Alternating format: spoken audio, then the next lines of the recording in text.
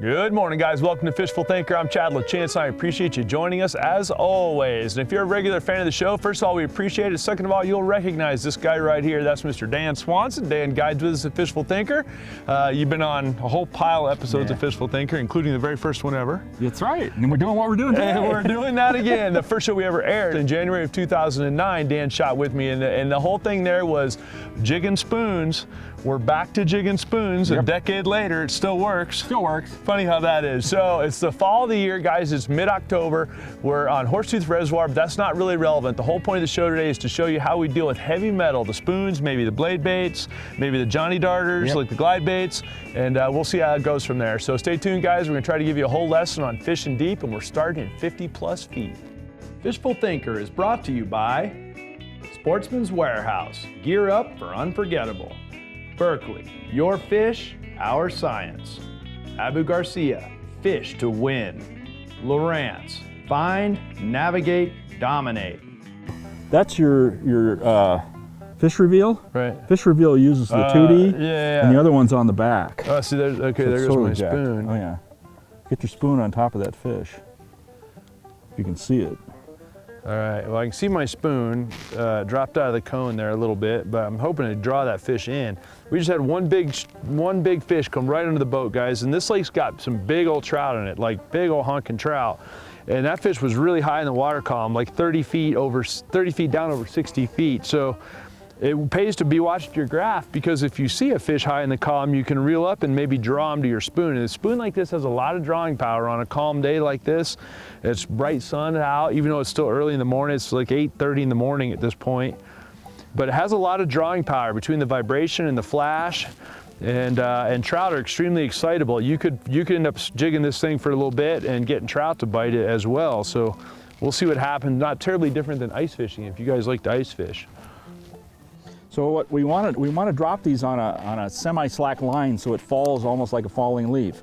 So here's an example. If you drop it straight down on a slack line, it flutters sideways and it flops. So it imitates dying bait. That's what we're trying to do with this with a jigging spoon. If you're dropping it on a tight line, it just drops straight down. So anytime you rip it up, you want to let it fall on a semi-slack line so it has a chance to flutter off to the side and give that flash, and also to imitate that dying bait. Come on. There we go. Got that one. All right, fish. All right, good there job. we go. Right on the tip of this point right here, guys, and that's what we're looking at, and that's what we're hoping for, and that's right off the bat kind of what we figured. You can see the light's not even up yet, and I'm gonna go slow with this fish because they're coming out of deep water. This fish is coming out of 50+ feet of water. It's a smallmouth, you know? Is it? Yeah, it's a nice smallmouth, and we'll give him a minute to finish burning some air off here. And the heavy spoon, guys, there you go. Actually, we don't need to net him or keep him tight. There we go. Just keep him tight. All right, nicely done, guys. Got the big rod. Now, one thing we know about fishing the heavy spoons and stuff like this, guys, is that, look at the belly on that fish. Look at that thing. Hold it, turn him sideways, Dan, where the camera can see his belly. Let me see this thing. Look at this. Look at that, guys. That's how you know your fish are on the fall chow right there. And fishing the big spoon in deep water, he just came out of 52 feet of water. And yeah, that's a beautiful fish. All right, we'll get him put back real quick. Make sure he can sound okay. Oh, straight down, no problem, guys. There you have it. And there's my big, yeah, you got it? Yeah, we'll see if we can get it out of the net here. It's a big Johnson Splinter spoon. And I think they call it the coleslaw with that color. It's chrome on that side, and then it's, you know, the green over white right there. So there you have it, guys. That's the deep water spoon bite in a nutshell, and it only took us a few minutes to get it started.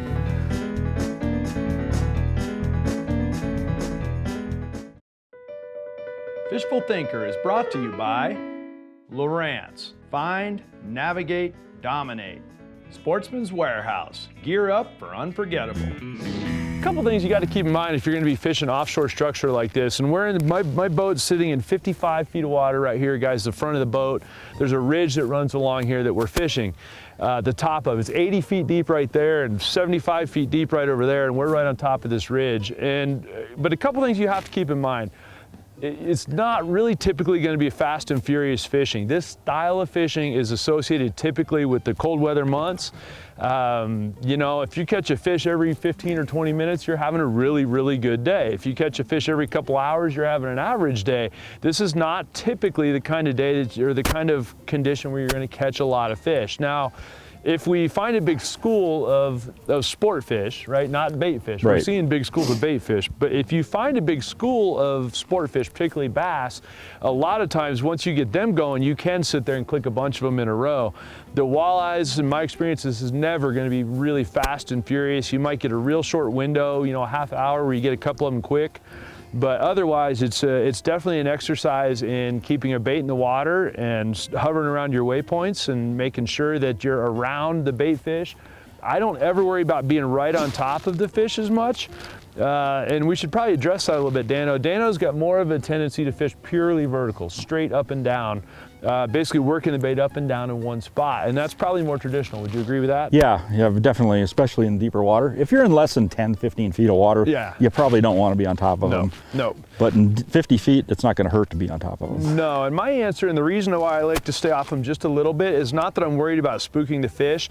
I like to be able to basically keep my spoon or my blade bait moving a little bit at a time forward. So I'm covering a little bit of water, not just purely straight up and down in one spot. But either way, it's more a matter about boat control, keeping kind of on an area around your piece of structure, and then working your baits.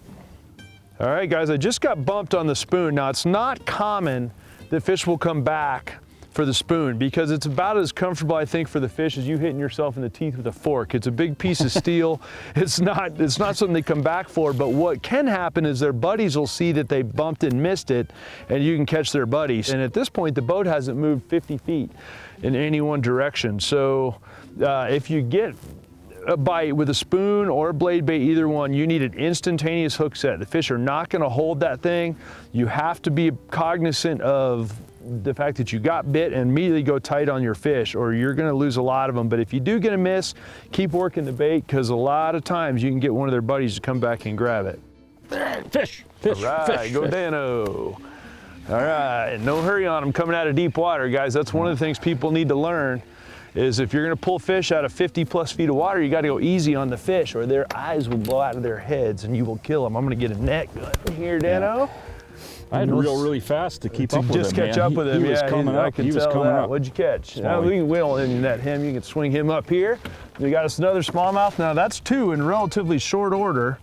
And yeah, so one thing also I want to point out, see how Dan's holding that fish? He had that body grab like that. He was barely holding on to the fish. If you're going to grab fish, you cannot squeeze them this way. This way is okay, or the lip, and Dan's got big old hands on him, and he can hold one like that as well.